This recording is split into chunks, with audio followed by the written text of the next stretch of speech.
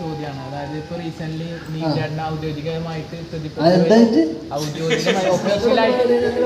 ഒഫീഷ്യലായിട്ട് പ്രതികരിച്ച് ഒഴിവാക്കിയിട്ടുണ്ടായിരുന്നു. പക്ഷെ എന്ന് പറഞ്ഞാൽ അതിന്റെ പിന്നിലുള്ള പറഞ്ഞാല് ആ സ്ത്രീയെ, ആ ഫേക്ക് കേസ് കൊടുത്ത സ്ത്രീക്കെതിരെ യാതൊരു ന്യൂസും വരുന്നില്ല, അതിനെ കുറിച്ച് യാതൊരു ചർച്ചകളും നടക്കുന്നില്ല. അപ്പൊ എന്തുകൊണ്ടാണ് ഇത് എന്നുള്ളതാണ്. എനിക്കറിയാം. അല്ല ഞാൻ ചോദിച്ചാന്ന് പറഞ്ഞാൽ ഇത് അതെന്തുകൊണ്ടായിരിക്കും നിനക്കെന്താ തോന്നുന്നത്? അതിനെ കുറിച്ച് യാതൊരു വ്യക്തമല്ല. കാരണം നീ ചേട്ടൻ എന്റെ കേസ് വന്നപ്പോൾ ന്യൂസ് വാല്യൂ ഭയങ്കര ഹൈ ആയിരുന്നു, നാഷണൽ ലെവലില്. അല്ല, അതൊക്കെ നിങ്ങളൊരു ചർച്ചയാക്കിക്കൂടെ? അത് നിങ്ങളൊക്കെ മീഡിയയിൽ നിൽക്കുമ്പോൾ നിങ്ങളൊരു ചർച്ചയാക്കി കഴിഞ്ഞാൽ ഇതൊക്കെ നിങ്ങൾ പ്രതികരിച്ചു കഴിഞ്ഞാൽ ഇതൊക്കെ പിന്നെയും അവർക്കെതിരെയൊക്കെ വരും ഇല്ലേ? ഞാൻ ചോദിക്കുന്ന വെച്ചാൽ ചേട്ടൻ അവർക്കെതിരെ കേസ് കൊടുത്തു? ആ കേസ് കൊടുത്തിട്ടുണ്ടായിരുന്നു. പക്ഷെ അതിനെതിരെ ഇപ്പൊ ഒഫീഷ്യലായിട്ട് പ്രതിപട്ടികയെന്ന് ഒഴിവാക്കിയതിന് ശേഷമാണ് ആ സ്ത്രീയെ പറ്റി യാതൊരു ന്യൂസ് വാല്യൂ ഇപ്പൊ ചർച്ചയിൽ വരുന്നില്ല.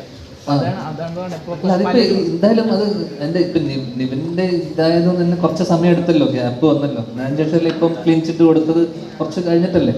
എനിക്ക് തോന്നുന്നു അവർക്കെതിരെ തീർച്ചയായിട്ടും ഒരു കൗണ്ടർ ചെയ്തിട്ടുണ്ടാവുമല്ലോ വേണം.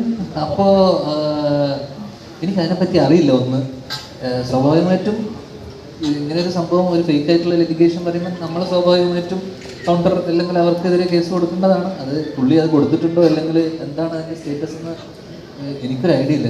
എന്തെങ്കിലും ഉണ്ടെങ്കിൽ നിങ്ങൾ പറഞ്ഞു. എനിക്കറിയില്ല.